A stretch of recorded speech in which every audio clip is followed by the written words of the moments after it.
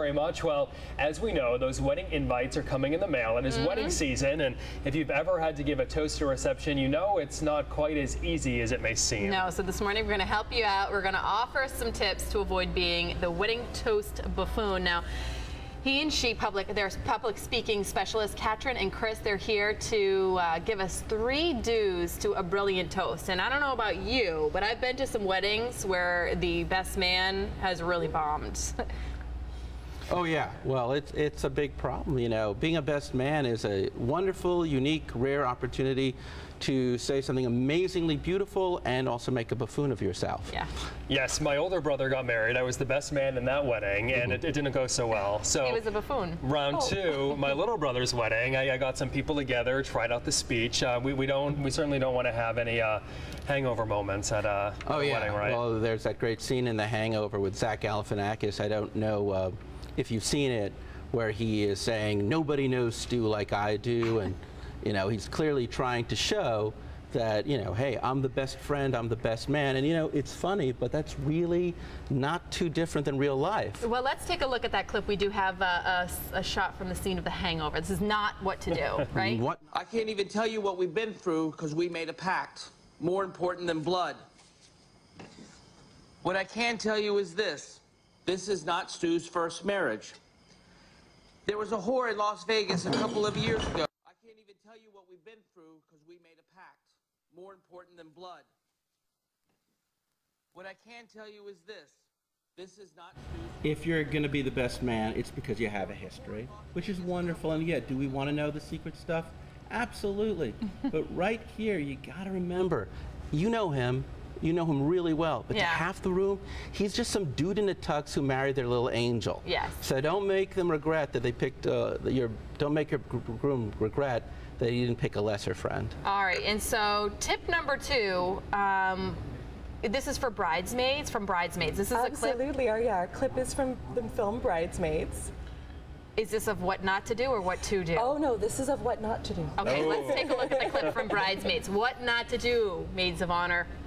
And that's it for tonight. Thank you for coming. Really quick. Thank you all for coming. I just wanted to say really Dessert quick. wine is out. Consuelo? Really quick. Speaking of Consuelo, Lillian and I took Spanish together. Speaking of Consuelo, Lillian and I, and that's it for tonight. Thank you for coming.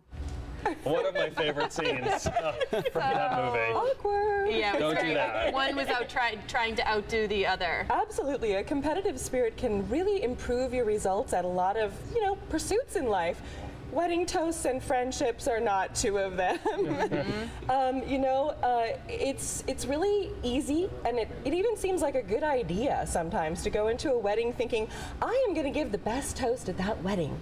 But in reality, you're actually undermining your specialness, the unique things that you have to say, because no one has a relationship like you with the bride. So if you are starting out by thinking about what someone else might be doing, you're actually really doing yourself a disservice. So how often do people come to you and say, hey, I have no idea where to start. I've been asked to be a best man, a maid of honor. I don't know what to do with my speech. Oh, people are overwhelmed all the time. And it's a 2-step process, because some people are afraid of what to say and how to write it, and then you come in and some people... Oh yes, we work on the presentation, but what is interesting is that we find a lot of people are heavily influenced by the movies.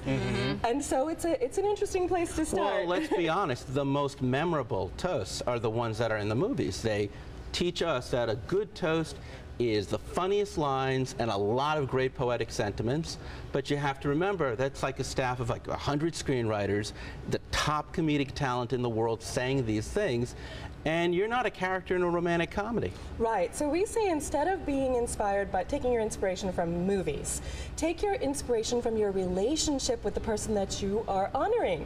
Chances are they've made you laugh, and chances are they've actually really touched you during your relationship with them. So what you want to do is bring those moments to light in your toast, and you're going to give something that's genuinely moving, genuinely funny, and also way more interesting to everyone else who's listening than if you're trying to copy the movies. And so how long should a speech be? Is there a rule? I get so upset with this question, no offense, because I think we're living in a society of tailors. And the fact is, you can give a brilliant 10-minute toast and a really boring 1-minute toast. Instead of thinking about, you know, I'm going to make this short and sweet, think about the following. Say only what needs to be said. And what needs to only be said is your feelings about your friend, your feelings about the spouse, and your feelings about why you think they're going to be a great couple, and then you're just going to encourage everyone in the room to join you in a wish or a hope for them, period. So whatever is appropriate, basically you're saying, for the situation. Right, speak to your heart. And you know, an honor attendant toast can really go from 7 to 10 minutes. I mean, really. And or if you're someone who's been asked to especially give a toast at the wedding, maybe you're not the parent, but a special friend, and you're not the maid of honor or best man.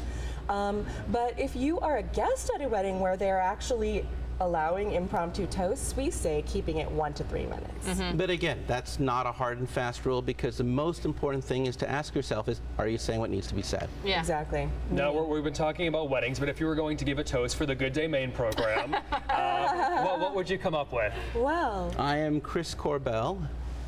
and I'm Katrin Kern, and we are guests On the lovely show, guests of John and Diana. Yes.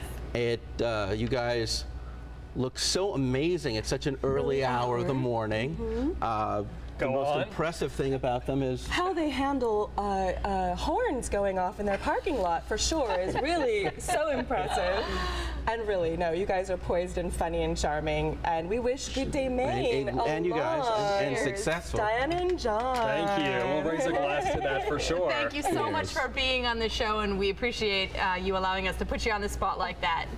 Thank you so much for having us. Thank you. Hey, it's impromptu, right? You That's got right. it. What's going to Exactly. happen?